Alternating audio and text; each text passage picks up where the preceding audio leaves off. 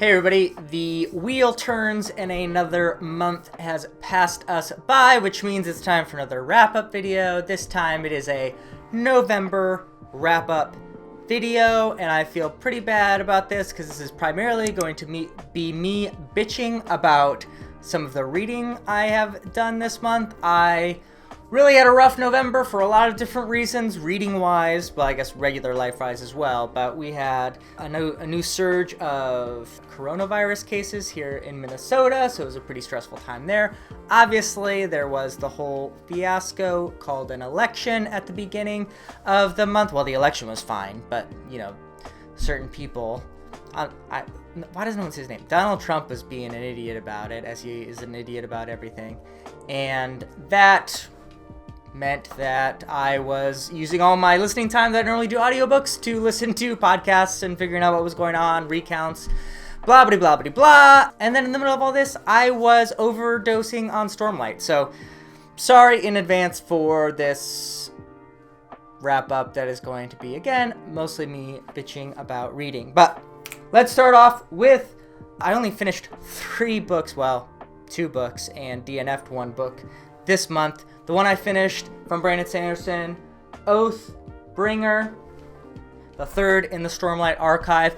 This book was a huge disappointment. Words of Radiance was my favorite of the series coming off of it. As a lot of you, if you've watched my channel before, know, I have some problems with the series overall, but I thought Wheel of Time really showcased some of the strengths of the series, which is, despite its length, a very good grasp of pacing and some very cool story elements, good fight sequences, interesting world, and then Oathbringer just had none of that. Some of the things under the character made no sense. Some major plot points were ignored. About 1,000 other plot elements and world building elements happened, but none of them were dealt with any sort of importance or, in my view, deep thought. There's like a mile wide and an inch thick, just very thin thematically and world-wise, and I just didn't like it.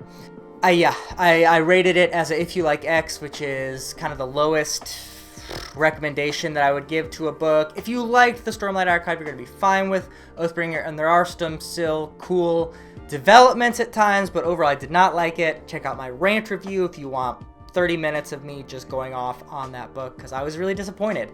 But I still wanted to be one of the gang that were reading this beautiful boy right here, Rhythm of War. And I do say beautiful, and I should start off with this. The team at Tor and the team around Brandon Sanderson have produced an utterly gorgeous physical book.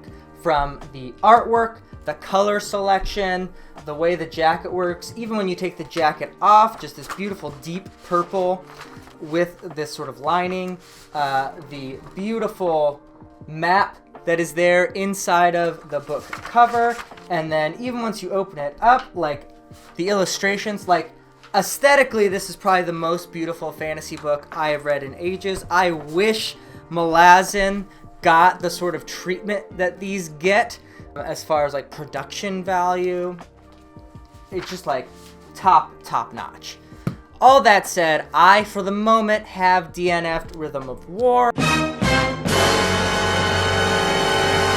As I said on Twitter, I'm probably the only person in the world who has done this, because at this point, if you didn't like the series, you have already jumped off. But I liked it just enough to keep going while still being somewhat discouraged.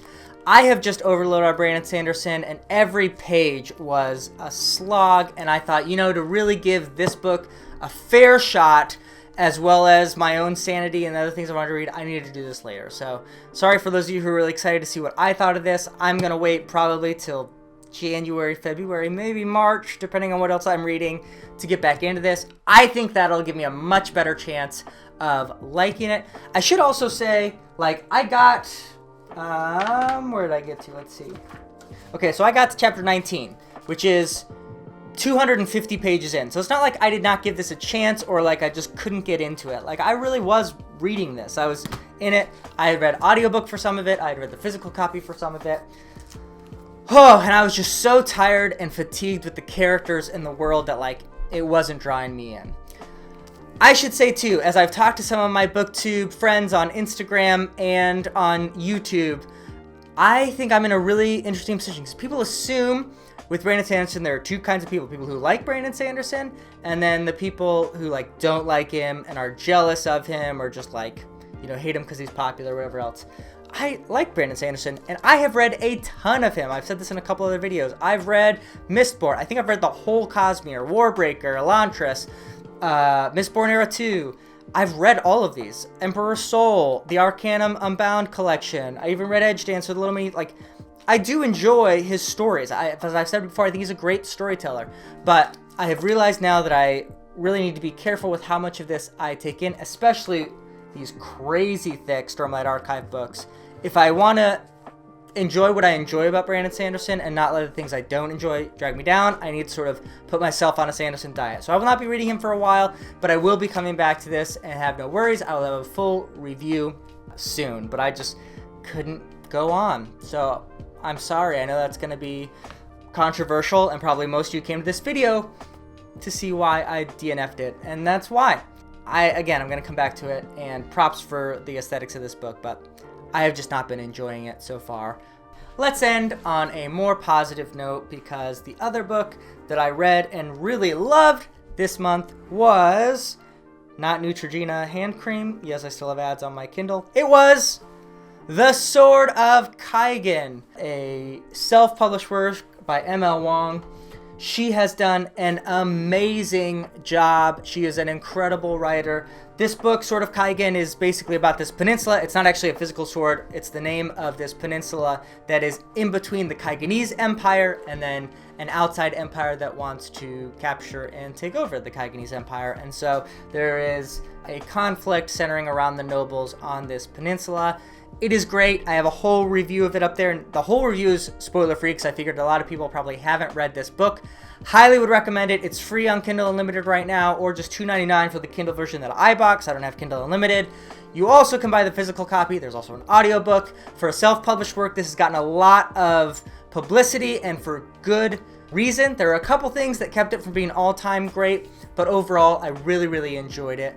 And it really explores some themes that aren't normally talked about, particularly around the female experience of motherhood, or wanting or not wanting motherhood, how to deal with losing children, miscarriages, the loss of love in marriage, like a lot of really deep and resonant themes that I thought were dealt with well. I cried in that book, and I don't really do that often.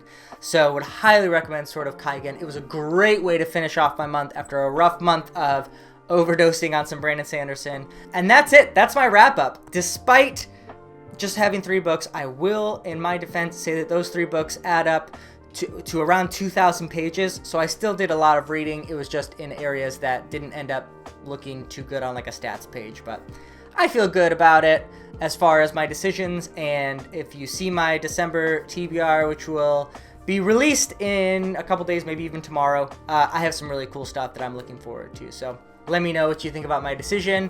When should I read Rhythm of War? And yeah, tell me the last book you DNF'd. Let's talk about DNFs. Why not? As always, like and subscribe. First in, last out.